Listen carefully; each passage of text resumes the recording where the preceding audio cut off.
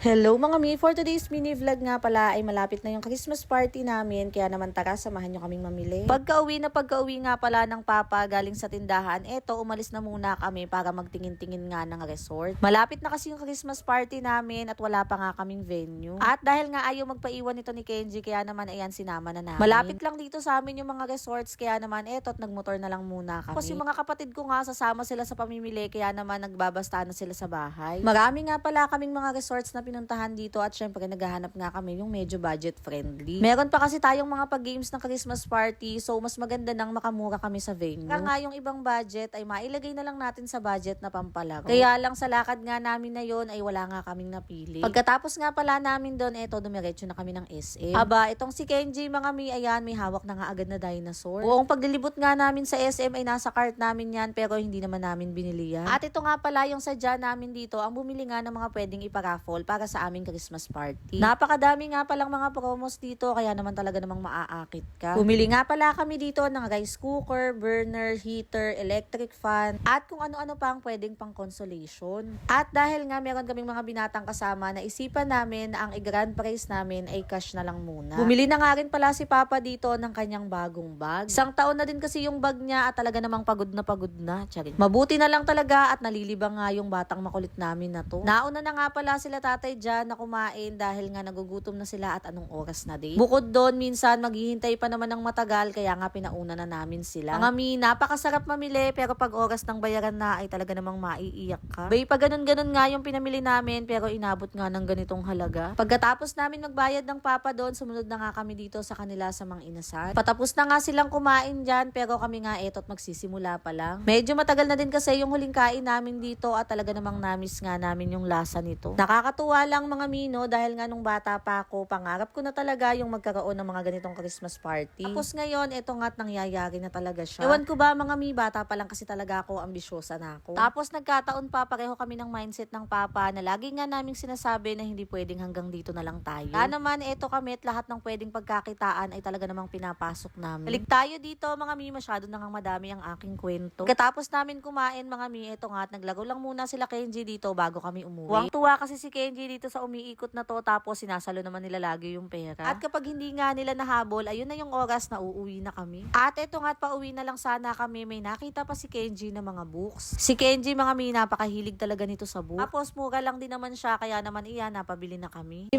Sabihin mo. Thank you. Oy, hindi lang. Thank you po. Okay na yan, akin na yan. Akin na yan, may pera ka pa, akin na yan. Ayaw yung sukli. Okay,